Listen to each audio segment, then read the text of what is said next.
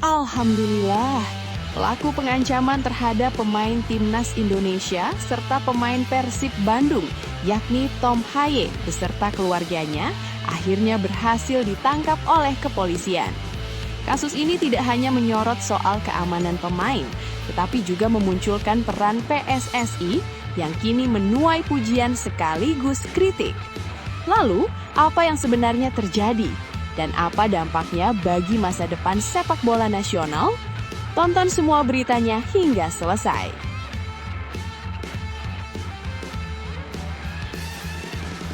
Kabar besar datang dari dunia sepak bola nasional. Bukan soal pelatih, bukan soal pemain naturalisasi, dan bukan juga soal hasil pertandingan. Tapi kali ini, yang jadi sorotan adalah jersey Timnas Indonesia. Seragam kebanggaan yang selalu kita lihat saat Garuda berlaga di level Asia maupun dunia resmi berganti aparel. PSSI akhirnya mengumumkan bahwa Kilme ditunjuk sebagai aparel resmi baru Tim Nasional Indonesia, menggantikan Erspo yang selama 2 tahun terakhir menemani perjuangan skuad Garuda. Keputusan ini langsung mengundang reaksi besar dari publik. Ada yang antusias, ada yang penasaran, ada juga yang membanding-bandingkan. Tapi satu hal yang pasti, ini bukan sekedar ganti logo di dada jersey. Ada visi besar di balik kerjasama ini. Simak sampai selesai ya. Serta beberapa berita Timnas Indonesia hari ini. Selengkapnya hanya di Zona Timnas Indonesia.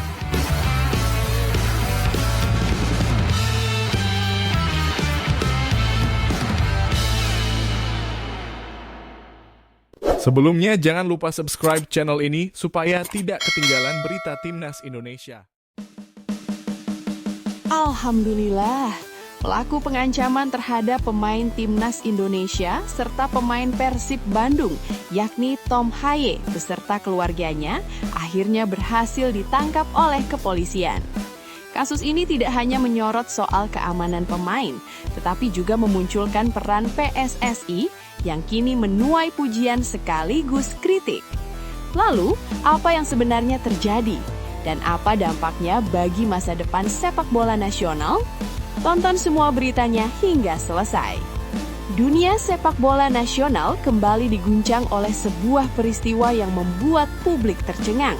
Bukan soal hasil pertandingan, bukan pula tentang pergantian pelatih atau strategi baru Timnas Indonesia.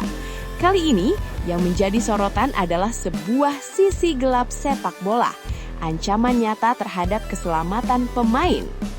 Pelaku pengancaman terhadap pemain Timnas Indonesia sekaligus pilar Persib Bandung, Tom Haye, beserta keluarganya, akhirnya berhasil ditangkap oleh pihak kepolisian.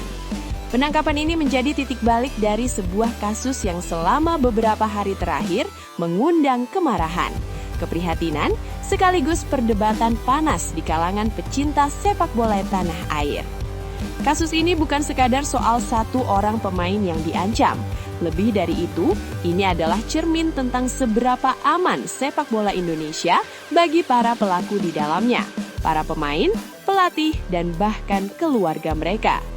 Semua bermula ketika Tom Haye menerima serangkaian pesan bernada ancaman melalui media sosial dan pesan pribadi. Ancaman tersebut bukan hanya menyasar dirinya sebagai pemain, tetapi juga keluarganya, sebuah tindakan yang jelas melampaui batas kewajaran, bahkan untuk ukuran kritik paling keras sekalipun. Ancaman itu disebut-sebut berkaitan dengan performa Tom Haye, baik di level klub bersama Persib Bandung maupun di Timnas Indonesia. Sebuah fenomena kelam yang sebenarnya bukan hal baru di sepak bola Indonesia. Pemain dijadikan sasaran kemarahan ketika hasil tak sesuai ekspektasi. Namun, kali ini skalanya berbeda. Nada ancaman yang diterima Tom Haye dinilai serius, spesifik, dan berpotensi membahayakan keselamatan. Bukan sekadar hujatan atau makian di kolom komentar, melainkan intimidasi nyata yang membuat kasus ini naik ke level hukum.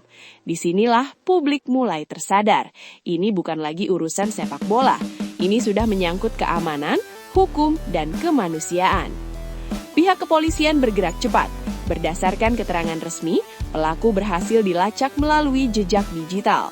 Ancaman yang dikirimkan melalui media sosial dan pesan pribadi ternyata meninggalkan bukti elektronik yang cukup kuat. Proses pelacakan ini melibatkan kerjasama intens antara aparat penegak hukum, tim cyber, dan Federasi Sepak Bola Nasional, dalam hal ini PSSI. Bukti-bukti digital dikumpulkan, diverifikasi, dan dianalisis secara mendalam. Langkah ini sekaligus menjadi peringatan keras bagi siapapun yang merasa aman bersembunyi di balik akun anonim. Dunia digital bukan ruang tanpa hukum. Apapun yang ditulis, dikirim, dan dibagikan, semuanya meninggalkan jejak. Dan dari jejak itulah, pelaku akhirnya berhasil diamankan. Dalam kasus ini, PSSI disebut berperan aktif sejak awal. Federasi tidak hanya menerima laporan, tetapi juga secara resmi melaporkan kasus tersebut ke aparat berwenang, mengumpulkan bukti digital, serta memfasilitasi koordinasi lintas lembaga. Dalam pernyataan resminya, perwakilan PSSI menegaskan sikap tegas.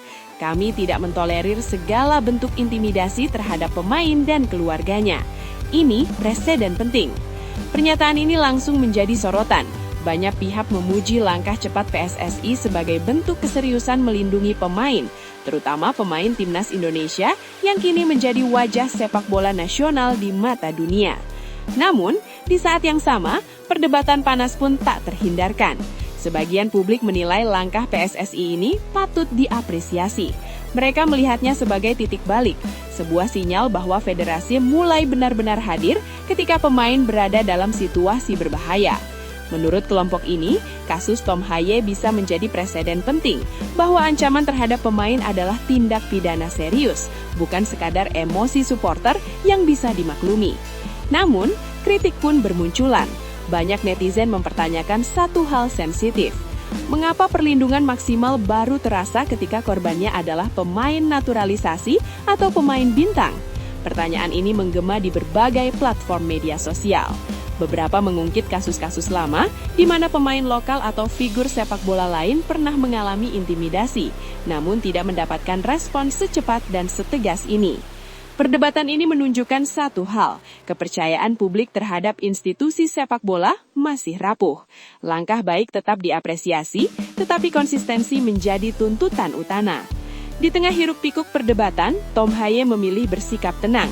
Melalui lingkaran terdekatnya, ia menyampaikan apresiasi atas kerja cepat aparat kepolisian dan PSSI. Lebih dari itu, Tom Haye berharap kasus ini menjadi pelajaran keras bagi siapapun yang merasa bebas mengancam atlet dari balik layar anonim. Pesan yang ingin disampaikan jelas, kritik boleh, evaluasi wajar, tapi ancaman dan intimidasi tidak pernah bisa dibenarkan.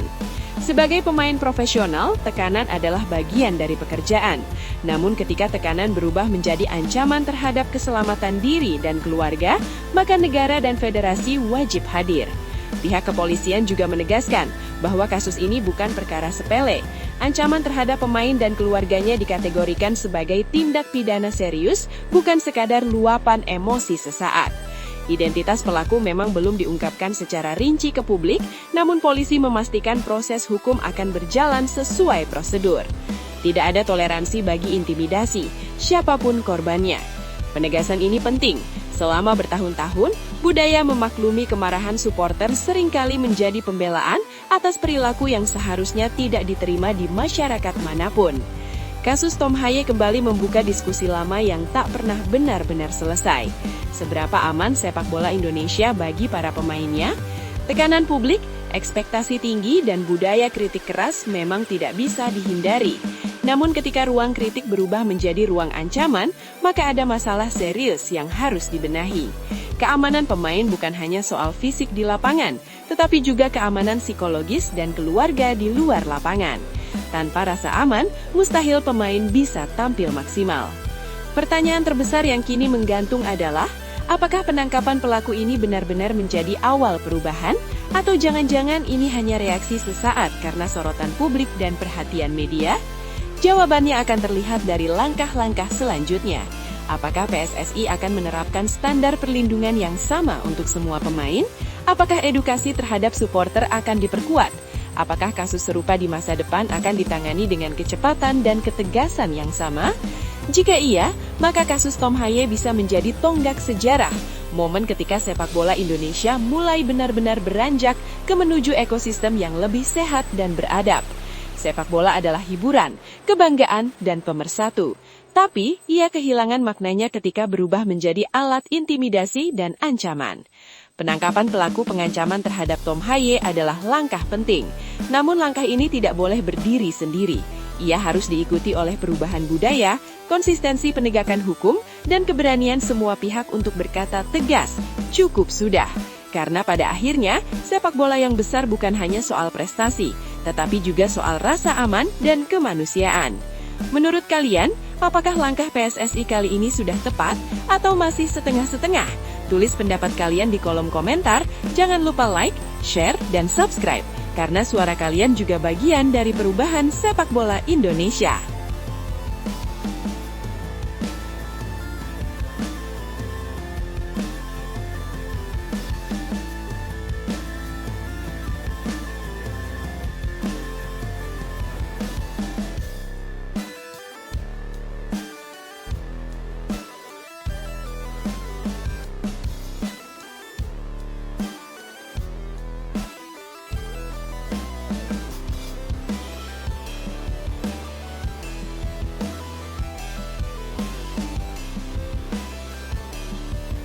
Kabar besar datang dari dunia sepak bola nasional. Bukan soal pelatih, bukan soal pemain naturalisasi, dan bukan juga soal hasil pertandingan. Tapi kali ini, yang jadi sorotan adalah jersey Timnas Indonesia. Seragam kebanggaan yang selalu kita lihat saat Garuda berlaga di level Asia maupun dunia, resmi berganti aparel. PSSI akhirnya mengumumkan bahwa Kilme ditunjuk sebagai aparel resmi baru Tim Nasional Indonesia, menggantikan Erspo yang selama 2 tahun terakhir menemani perjuangan skuad Garuda. Keputusan ini langsung mengundang reaksi besar dari publik. Ada yang antusias, ada yang penasaran, ada juga yang membanding-bandingkan. Tapi satu hal yang pasti, ini bukan sekedar ganti logo di dada jersey. Ada visi besar di balik kerjasama ini. Simak sampai selesai ya. Melalui PT Garuda Sepak Bola Indonesia atau GSI, PSSI secara resmi mengumumkan kerjasama jangka panjang dengan brand aparel internasional Kilme.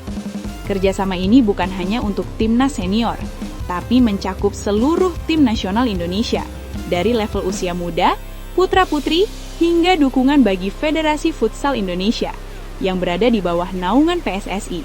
Artinya, mulai sekarang, identitas visual sepak bola Indonesia akan berada dalam satu payung yang sama, satu standar, satu arah, dan satu visi jangka panjang.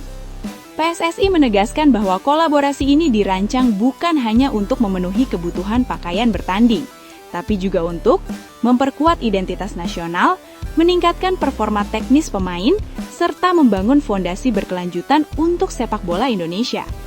Jersey Timnas bukan hanya soal desain keren atau warna merah putih, tapi juga soal kenyamanan, teknologi material, dan kepercayaan diri pemain di lapangan. Dan disinilah Kilme masuk sebagai mitra strategis. Buat sebagian fans sepak bola, nama Kilme mungkin sudah tidak asing.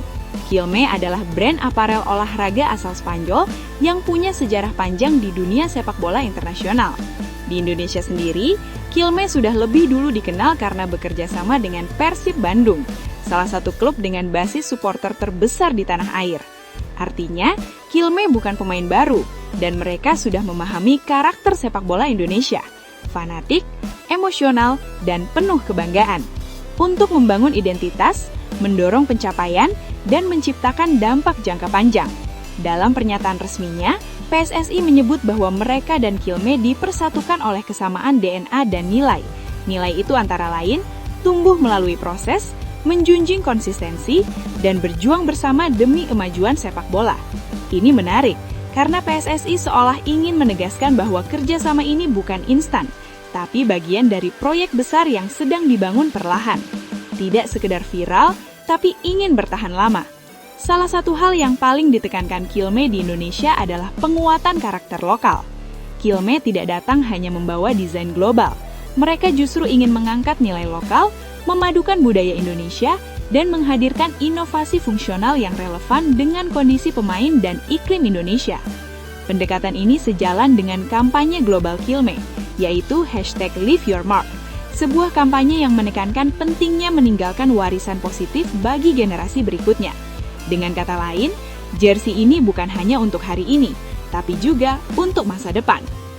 Yang menarik, kerjasama PSSI dengan Kilme tidak terjadi begitu saja.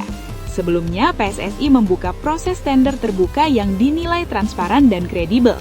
Tender ini dibuka pada 3 Juli 2025 dan diikuti oleh 7 peserta, yang terdiri dari brand dan manufaktur aparel ternama, baik dari dalam maupun luar negeri. Semua tahapan dilakukan secara akuntabel, evaluasi teknis, evaluasi finansial, hingga presentasi terbuka. Penilaian dilakukan oleh tim independen dari PT GSI sebagai anak perusahaan PSSI. Artinya, keputusan ini tidak diambil sembarangan atau berdasarkan kedekatan semata. Dari hasil tender tersebut, Kilme dinilai unggul dalam beberapa aspek penting. Pertama, kapasitas manufaktur. Kilme memiliki kemampuan produksi besar dengan kualitas material berstandar dunia.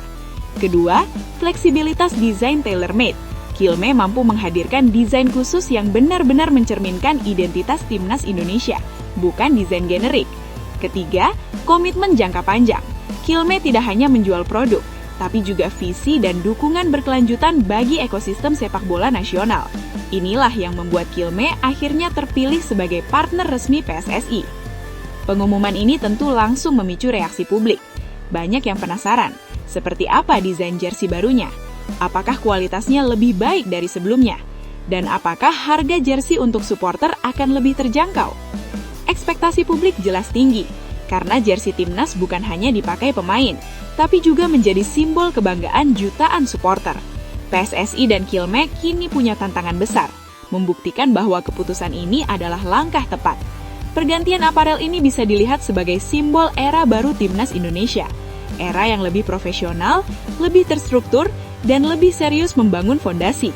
Bukan hanya soal menang dan kalah, tapi soal identitas, konsistensi, dan keberlanjutan. Jika dikelola dengan baik, kerjasama ini bisa menjadi standar baru bagi sepak bola nasional. Kini semua mata tertuju pada langkah berikutnya, desain jersey, peluncuran resmi, dan bagaimana Kilme benar-benar mewujudkan janji mereka. Yang jelas, satu hal sudah pasti, timnas Indonesia memasuki babak baru, dengan aparel baru, semangat baru, dan harapan baru.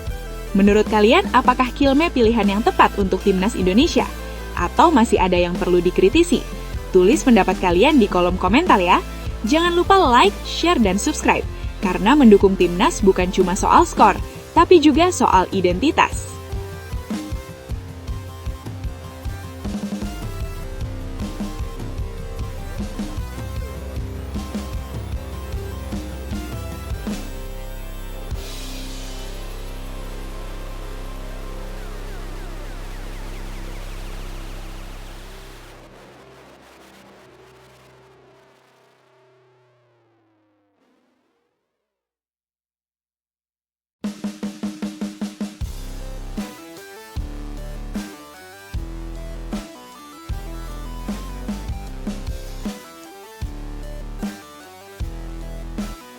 Wow, kabar yang langsung membuat dunia sepak bola nasional berhenti sejenak. Sebuah permintaan, sebuah langkah yang berani, dan sebuah nama besar yang kembali disebut. John Hartman, pelatih baru timnas Indonesia, dikabarkan mengajukan permintaan khusus kepada PSSI. Bukan soal fasilitas, bukan soal kontrak pemain bintang, melainkan satu hal yang benar-benar mengejutkan. Ia ingin merekrut kembali Shin Tae-yong, bukan sebagai pelatih kepala, melainkan sebagai asisten pelatih timnas Indonesia. Apa sebenarnya yang ada di balik permintaan ini? Apakah ini tanda kerendahan hati seorang pelatih besar, atau justru strategi jenius untuk membawa timnas Indonesia naik ke level yang lebih tinggi? Mari kita bahas secara mendalam. Tonton hingga selesai. Dunia sepak bola nasional yang kembali berguncang. Sejak diumumkannya John Hartman sebagai pelatih baru timnas Indonesia, ekspektasi publik langsung melambung tinggi. Nama Hartman bukan sosok sembarangan. Ia dikenal sebagai pelatih dengan pendekatan modern, kepemimpinan kuat, dan kemampuan membangun mental juara. Namun, di tengah harapan itu, muncul satu kabar yang benar-benar di luar dugaan. Sumber internal federasi menyebutkan bahwa Hartman secara pribadi menilai pengalaman Shin Tae-yong selama menangani timnas Indonesia adalah aset yang terlalu berharga untuk dilepaskan begitu saja. Bukan hanya soal hasil di lapangan, bukan hanya soal kemenangan dan kekalahan, tapi tentang pemahaman mendalam terhadap sepak bola Indonesia itu sendiri. Mulai dari karakter pemain lokal, budaya latihan, tekanan supporter hingga dinamika kompetisi Asia Tenggara dan Asia secara umum. Semua itu menurut Hartman sudah dimiliki Shin Tae-yong. Dalam laporan yang beredar, John Hartman disebut sangat menghormati rekam jejak Shin Tae-yong. Selama beberapa tahun menangani timnas Indonesia, Shin tidak hanya melatih satu tim. Ia memimpin berbagai kelompok umur, dari level junior hingga senior, dari turnamen regional hingga ajang Asia. Di bawah kepemimpinannya, timnas Indonesia mengalami perubahan besar, bukan perubahan instan, tapi perubahan mendasar. Disiplin pemain meningkat, fisik jauh lebih siap menghadapi laga internasional. Mental bertanding perlahan berubah, dari inferior menjadi berani melawan siapapun. Indonesia yang dulu sering bermain bertahan total, mulai berani menekan. Indonesia yang dulu mudah menyerah, mulai menunjukkan perlawanan. Seorang sumber dekat tim pelatih bahkan mengatakan, Shin Tae-yong punya pemahaman mendalam tentang mentalitas pemain Indonesia. Ia tahu kapan harus keras, kapan harus melindungi, dan kapan harus mendorong mereka melampaui batas. Dan disinilah letak kunci pemikiran John Hartman. Ia sadar, membangun tim nasional bukan sekedar taktik papan tulis, tapi tentang manusia yang ada di dalamnya. John Hartman dikenal sebagai pelatih yang sangat kuat dalam aspek kepemimpinan dan komunikasi. Ia bukan tipe pelatih yang hanya berdiri di pinggir lapangan sambil berteriak. Hartman adalah manajer ruang ganti. Ia membangun kepercayaan, ia memahami psikologi pemain, ia tahu cara membuat pemain merasa penting, dihargai, dan bertanggung jawab. Namun, masuk ke sepak bola Indonesia tentu bukan perkara mudah. Lingkungannya berbeda, budayanya berbeda, tekanannya juga berbeda. Disinilah Hartman diyakini ingin membangun jembatan. Jembatan antara filosofi barunya dengan fondasi yang sudah lebih dulu ditanamkan oleh Shin Tae-yong.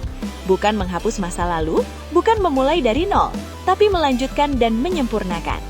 Jika kolaborasi ini benar-benar terwujud, maka timnas Indonesia akan memiliki salah satu duet pelatih paling menarik sepanjang sejarah. Di satu sisi, ada John Hartman, pelatih dengan pendekatan humanis, kepemimpinan kuat, dan komunikasi terbuka. Di sisi lain, ada Shin Tae-yong, pelatih taktis, disiplin tinggi, dan dikenal keras demi hasil. Dua karakter yang berbeda, dua filosofi yang tampak bertolak belakang. Namun justru disitulah potensi besarnya. Pengamat sepak bola nasional menilai, kombinasi ini bisa menciptakan keseimbangan yang selama ini dicari.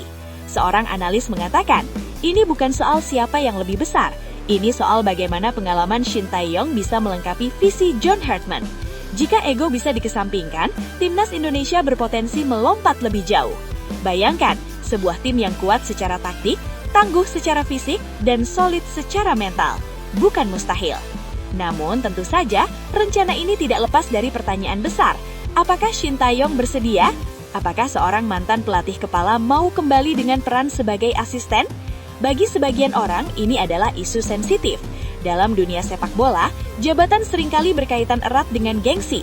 Namun bagi yang memahami karakter Shin Tae-yong, pertanyaan itu tidak sesederhana itu. Selama ini, Shin dikenal sebagai pelatih yang sangat fokus pada proyek jangka panjang. Ia beberapa kali menegaskan bahwa tujuannya adalah kemajuan sepak bola Indonesia, bukan sekedar posisi. Jika peran sebagai asisten pelatih memungkinkan ia tetap berkontribusi, membimbing pemain, dan melihat programnya berlanjut, maka peluang itu tetap terbuka. Tentu semua tergantung pada komunikasi, kejelasan peran, dan rasa saling menghormati. Begitu kabar ini muncul, media sosial langsung ramai. Sebagian besar supporter menyambut positif. Bagi mereka, Shin Tae-yong bukan sekedar pelatih, ia simbol perubahan. Kembalinya Shin, meski dengan peran berbeda, dianggap sebagai langkah dewasa dan profesional. Namun ada juga yang bersikap skeptis. Mereka mempertanyakan apakah ini justru akan menimbulkan konflik internal, atau apakah dua pelatih yang karakter kuat bisa benar-benar berjalan seiring. Diskusi berlangsung panas, namun satu hal jelas, publik peduli, dan itu adalah tanda baik. Sejumlah mantan pemain timnas Indonesia juga ikut angkat bicara. Mereka menilai kehadiran Shin Tae-yong bisa membantu proses adaptasi pelatih baru. Pemain tidak perlu sepenuhnya mengulang dari nol. Sistem latihan, standar disiplin, dan ekspektasi tetap terjaga. Seorang mantan pemain mengatakan, pergantian pelatih itu selalu sulit. Tapi kalau ada sosok yang memahami pemain dan lingkungan, transisi bisa lebih halus. Sementara dari pihak PSSI, nada bicara terdengar hati-hati namun terbuka. Seorang pejabat PSSI menyebut, ini keputusan besar dan sensitif. Tapi jika tujuannya untuk kepentingan timnas Indonesia, semua opsi tentu terbuka. Pada akhirnya, kisah ini bukan hanya soal John Herdman, bukan hanya soal Shin Tae-yong, dan bukan hanya soal jabatan. Ini tentang arah sepak bola Indonesia. Apakah kita siap melihat kolaborasi bukan kompetisi? Apakah kita siap menempatkan kepentingan tim di atas ego pribadi? Dan apakah kita siap melangkah ke level berikutnya dengan cara yang lebih dewasa? Jika permintaan ini benar-benar terwujud, maka timnas Indonesia tidak hanya mendapatkan pelatih, tetapi mendapatkan kesinambungan, sesuatu yang selama ini sering hilang. Dunia sepak bola memang penuh jembatan, dan kabar ini adalah salah satunya. Permintaan mengejutkan John Herdman untuk merekrut kembali Shin Tae-yong membuka banyak kemungkinan, sekaligus banyak pertanyaan. Namun satu hal pasti, semua mata kini tertuju pada PSSI dan pada keputusan yang akan mereka ambil. Apakah ini akan menjadi awal era emas baru? Waktu yang akan menjawab.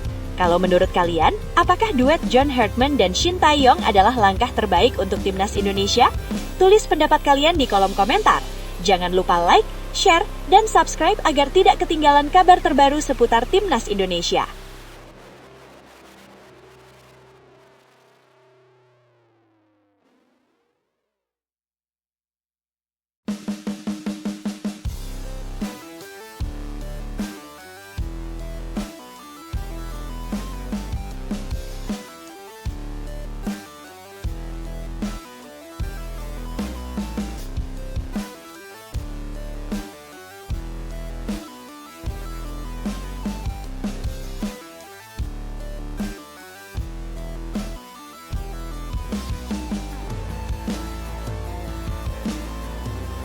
Mantap, FIFA Series 2026. Dan disinilah cerita menarik itu dimulai. Ketua Umum PSSI Erick Thohir akhirnya menyampaikan instruksi perdana kepada John Herdman. Instruksi yang bukan hanya soal menang atau kalah, tapi soal arah, mental, dan fondasi timnas Indonesia ke depan. Apa sebenarnya pesan Erick Thohir? Mengapa FIFA Series ini dianggap sangat penting? Dan apa yang diharapkan dari debut perdana John Herdman bersama skuad Garuda? Mari kita bahas secara lengkap. Simak sampai selesai. FIFA Series 2026 akan digelar pada bulan Maret. Indonesia dipercaya menjadi tuan rumah, dengan pertandingan berlangsung di Jakarta. 3 lawan yang akan dihadapi skuad Garuda bukan tim sembarangan. Bulgaria dari zona UFA, Kepulauan Solomon dari OFC, Saint Kitts and Nevis dari CONCACAF. 3 tim, 3 konfederasi berbeda, 3 karakter permainan yang benar-benar tidak sama, dan justru disitulah nilai utamanya. Erick Thohir menegaskan bahwa ajang ini bukan sekadar formalitas kalender FIFA. Ini adalah laboratorium besar untuk timnas Indonesia. Tempat untuk mencoba, tempat untuk menguji, dan tempat untuk melihat sejauh mana kesiapan skuad Garuda menghadapi masa depan. Bermain di kandang sendiri selalu membawa 2 sisi. Motivasi besar sekaligus tekanan yang tidak kecil. Jakarta akan menjadi saksi debut John Herdman sebagai pelatih timnas Indonesia. Dan kita tahu, supporter Indonesia bukan supporter biasa. Stadion akan penuh, sorakan akan menggema, ekspektasi akan sangat tinggi. Erick Thohir memahami betul hal ini. Ia berharap timnas Indonesia tidak sekadar tampil, tapi tampil maksimal. Menunjukkan identitas, menunjukkan semangat, dan yang paling penting menunjukkan progres. Apalagi setelah kegagalan lolos ke Piala Dunia 2026, publik tentu ingin melihat reaksi. Bukan reaksi emosional, tapi reaksi yang terstruktur dan menjanjikan. Sorotan utama tentu tertuju pada satu sosok, John Herdman. Pelatih dengan reputasi internasional, pelatih dengan pendekatan modern, dan pelatih yang datang membawa harapan besar. FIFA Series 2026 akan menjadi panggung pertama bagi Herdman untuk menunjukkan racikan awalnya. Bukan soal formasi terbaik, bukan soal hasil sempurna, tapi tentang filosofi. Bagaimana timnas Indonesia bermain, bagaimana transisi menyerang dan bertahan, bagaimana respon pemain saat ditekan, dan bagaimana mental mereka saat menghadapi lawan dengan gaya yang berbeda-beda. Semua itu akan terlihat.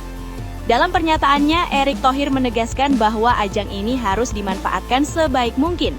Menurutnya, FIFA Series memberikan banyak manfaat nyata untuk timnas Indonesia, terutama karena lawan-lawan yang dihadapi datang dari latar belakang sepak bola yang berbeda. Ia mengatakan, menghadapi tim dari Eropa, Oseania, dan Amerika memberikan variasi gaya bermain. Ini yang sangat penting bagi perkembangan tim.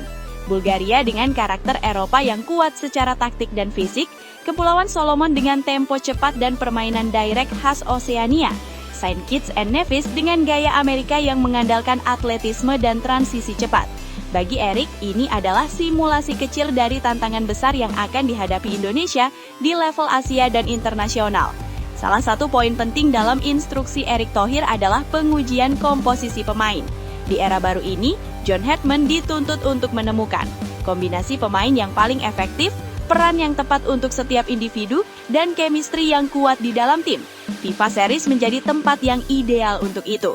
Tekanan ada, atmosfer internasional ada, tapi masih ada ruang untuk evaluasi.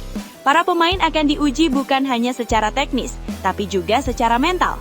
Bagaimana mereka merespon kesalahan, bagaimana mereka bangkit saat tertinggal, dan bagaimana mereka menjaga fokus sepanjang pertandingan. Erick menekankan bahwa hal-hal seperti ini tidak bisa dibangun hanya di sesi latihan. Erick Thohir secara khusus menyoroti aspek mental. Menurutnya, timnas Indonesia harus terbiasa dengan pertandingan bertensi tinggi, karena ke depan tantangan yang menanti jauh lebih besar. ASEAN Championship 2026 sudah di depan mata, disusul Piala Asia 2027, dua ajang besar yang menuntut kesiapan mental, fisik, dan taktik secara bersamaan. FIFA Series ini dianggap sebagai langkah awal untuk membentuk mental juara. Mental yang tidak mudah panik, mental yang berani menghadapi siapapun, dan mental yang siap bertarung hingga menit terakhir. Para pemain kita akan terbiasa secara mental dan kualitas teknis, ujar Erick Thohir. Selain pemain, tentu taktik John Hedman juga akan berada di bawah sorotan. Bagaimana ia membaca permainan, bagaimana ia melakukan rotasi, bagaimana ia menyesuaikan strategi dengan lawan yang berbeda. Melawan Bulgaria tentu berbeda pendekatan dengan menghadapi Kepulauan Solomon. Begitu juga saat berhadapan dengan Saint Kitts and Nevis. Disinilah kualitas Hedman akan diuji. Bukan hanya sebagai pelatih lapangan, tapi sebagai manajer tim secara keseluruhan. Apakah ia mampu mengoptimalkan potensi pemain Indonesia? Apakah ia mampu membangun sistem yang fleksibel? Dan apakah ia mampu membuat timnas Indonesia tampil kompetitif secara konsisten? Skuad Garuda tentu tidak datang ke FIFA Series dengan tangan kosong. Ada ambisi, ada rasa ingin membuktikan diri, dan ada tekad untuk bangkit. Gagal lolos ke Piala Dunia 2026 adalah pukulan, namun sepak bola selalu memberi kesempatan kedua. Dan kesempatan itu dimulai sekarang. Dengan pelatih baru, dengan pendekatan baru, dan dengan visi yang lebih panjang. Instruksi perdana Erick Thohir kepada John Hedman bukanlah tuntutan instan, melainkan pesan jelas tentang arah timnas Indonesia. FIFA Series 2026 bukan tujuan akhir, ini adalah awal perjalanan, awal untuk membentuk mental, awal untuk membangun chemistry, dan awal untuk menata masa depan. Kini semua mata tertuju ke Jakarta, ke lapangan hijau, dan ke skuad Garuda. Apakah debut John Hedman akan memberi harapan baru? Apakah instruksi Erick Thohir akan terwujud di atas lapangan? Kita akan segera mengetahuinya. Kalau menurut kalian, apa yang paling ingin kalian lihat dari timnas Indonesia di FIFA Series 2026? Taktik baru, pemain baru, atau mental yang lebih kuat? Tulis pendapat kalian di kolom komentar. Jangan lupa like, share, dan subscribe untuk update terbaru seputar timnas Indonesia.